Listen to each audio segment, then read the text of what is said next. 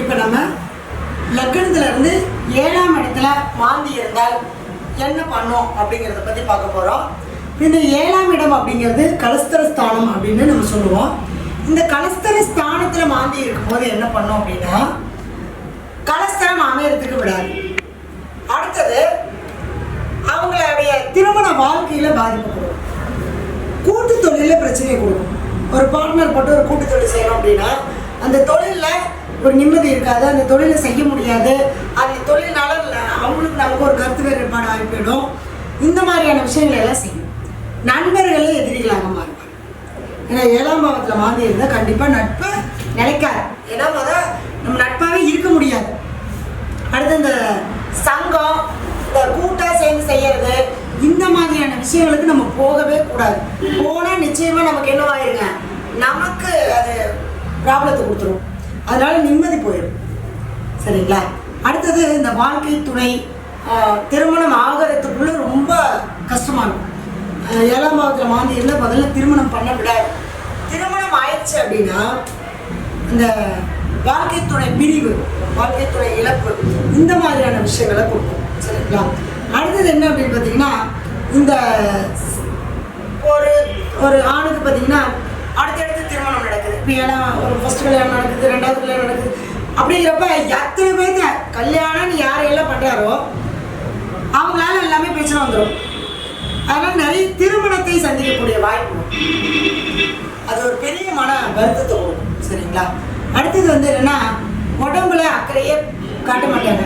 உடல் நலத்தை பார்த்துக்கணும், நம்மளை பார்த்துக்கணும் அப்படிங்கிற அந்த எண்ணமே இருக்காது. ஏன்னா லக்னம் 7ஆம் இடத்துல மாந்தி இருந்தால் அது பார்க்குற இடம் லக்னம். அப்போ முதல்ல ஜாதகரையும் பாதிக்கும். இப்போ அதனால இவங்களும் வாழ்க்கை துணையாலையும் பார்ட்னராலையும் இவங்களால அவங்களும் பாதிக்கப்படுவாங்க. நோய், ஏதாவது ஒரு நோய் வரும், ஏதாவது ஒரு தொந்தரவுகளை கொடுத்துக்கிட்டே இருக்கும். சரிங்களா? சொந்தமாக செய்யக்கூடிய தொழிலில் ஒரு முன்னேற்றம் இருக்காது. நானும் 10 வருஷமா தொழில் பண்ணுறேங்க, 15 வருஷமா தொழில் பண்ணுறேன், ஆனால் என்னால் அந்த தொழிலை பண்ண முடியல அப்படிங்கிறதெல்லாம் இதுதான். சரிங்களா? அடுத்தது பிரயாணங்கள் போகும்போது அதனால ஒரு பாதிப்பு இருக்கும். இவங்க மார்க்கெட்டிங் பிஸ்னஸ் பண்ணிட்டு இருப்பாங்க. இப்போ அந்த மார்க்கெட்டிங் பிஸ்னஸில் என்னென்னா அந்த ஒரு சக்ஸஸ் பண்ண முடியாது, இந்த வெற்றியை கொடுக்க முடியாது, அலைச்சலாகவே இருக்கும். 7ல் மாந்தி இருந்தால் ஒரு இடத்துல இருக்க மாட்டாங்க, போயிட்டே இருப்பாங்க, அழைச்சிக்கிட்டே இருப்பாங்க. அடுத்தது சரியான தொழில் அமையாது. சொல்லுவாங்க, நான் ஒரு வருஷம் ஒரு தொழில் பண்ணுங்க, அடுத்த வருஷம் ஒரு தொழில் பண்ணுங்க, 6 மாதத்துக்கு மேலே அந்த தொழில் வரமாட்டேங்குதுங்க. நானும் செய்யாத தொழில் இல்லை, ஆனால் எந்த தொழில் தாங்க நான் செய்ய முடியாது ஜாதகத்தில். ஆனால் சரியான நம்மளுக்கான தொழில் அமைச்சு கொடுக்காரு. வாழ்க்கையில் வறுமை, போராட்டம், கஷ்டம், துக்கம், இப்படி போராடிட்டே இருக்கிற மாதிரியான சூழ்நிலை. வருமானத்துக்கு தடை வரும், வருமானம் தடையாக இருக்கும். சரிங்களா? அடுத்தது குடும்ப வாழ்வு அப்படிங்கிறது நமக்கு ஒரு பாதிப்பு கொடுக்குற மாதிரி இருக்கும். அது கணவன் மனைவி பிரிவினை அல்லது கணவன் மனைவி பிரச்சனை, எந்த காரியத்தை எடுத்தாலும் அதில் வெற்றி அடைய முடியாது.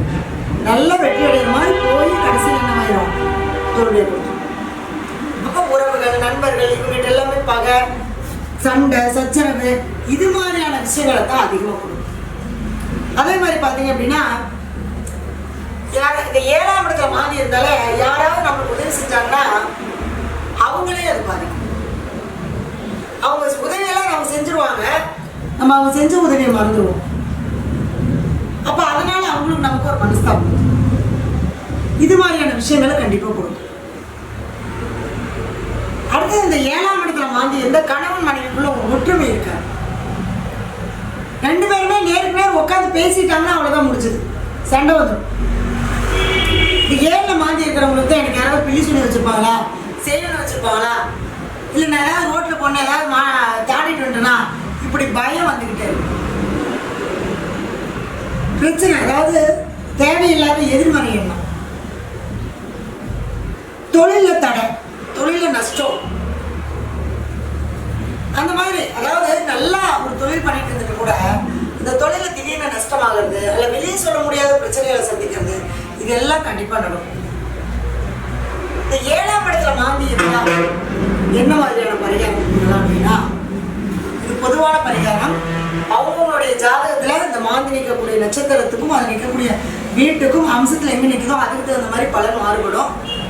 பொதுவாக சொல்கிறேன், 7ஆம் இடத்துல மாந்தி இருந்தால் வாழ்க்கை துணையோட உறவுகள் அவங்ககிட்ட அவங்களுடைய ஒரு இறப்பு காரியத்துக்கு போகும்போது ஒரு மாலை ஒரு துணி வாங்கிட்டு போய் போடணும். அப்படி சரி நம்ம இப்போ திடீர்னு அவங்க யாரும் இல்லை போக முடியல அப்படின்றப்ப உங்களோட வாழ்க்கை துணையை கூட்டிகிட்டு போய் நீங்கள் 2 பேரும் சேர்ந்து செய்யணும். அது கணவனாக இருந்தாலும் சரி மனைவியாக இருந்தாலும் சரி. என்ன செய்யணும்? ஒரு மாலை ஒரு துணி வாங்கிட்டு போய் மயானத்துக்கு போய் தேங்காய் பழம் வெத்தலை பாக்கு பூவு அந்த மாலையை போட்டு அந்த துணியை வச்சுட்டு எல்லாம் ஒரு படையல் போட்டுட்டு சாமி ஒரு கற்பூரம் பற்ற வச்சு சாமியை கும்பிட்டு இதோடு என்னுடைய கர்மா முன்னோருடைய கர்மா நிவர்த்தி ஆகணும் அப்படின்னு சொல்லிட்டு ஒரு பிரார்த்தனை பண்ணிட்டு வந்துட்டோம் அப்படின்னா முதல்ல அதுக்கான வழி என்னன்றது பார்க்கணும். அப்போ கணவன் மனைவி உறவுக்குள்ள சில பிரச்சனைகள் எல்லாம் மாறுபடும். அடுத்த தொழிலில் ஒரு முன்னேற்றத்தை கொடுக்கும். அது உங்களுடைய சுய ஜாதகத்தை பார்த்துட்டு அதுக்கு உண்டான சில வழிபாடுகள் பண்ணும்போது நிச்சயமாக நம்மளுடைய வாழ்க்கையில் அடுத்தடுத்த நிலைக்கு நம்ம போகக்கூடிய ஒரு நல்ல பயணத்தை வந்து நம்ம வெற்றியை நோக்கி நம்ம பயணப்படுவோம். நம்மளுடைய அலுவலகம் பார்த்திங்கன்னா ஈரோடு, திருச்செங்கோடு, சென்னையில் இருக்குது. ஆன்லைன்லேயே ஜாதகம் பார்க்குறோம். உங்களுடைய ஜாதகங்கள் பார்க்கணும் அப்படின்னா கீழே இருக்கக்கூடிய நம்பருக்கு கால் பண்ணுங்கள். இந்த வீடியோவை நிறைய பேருக்கு ஷேர் பண்ணுங்கள். எந்த பரிகாரம் செஞ்சாலும் நம்பிக்கையோடு செய்யுங்க, நல்லதே நடக்கும். நன்றி, வாழ்க வளமுடன்.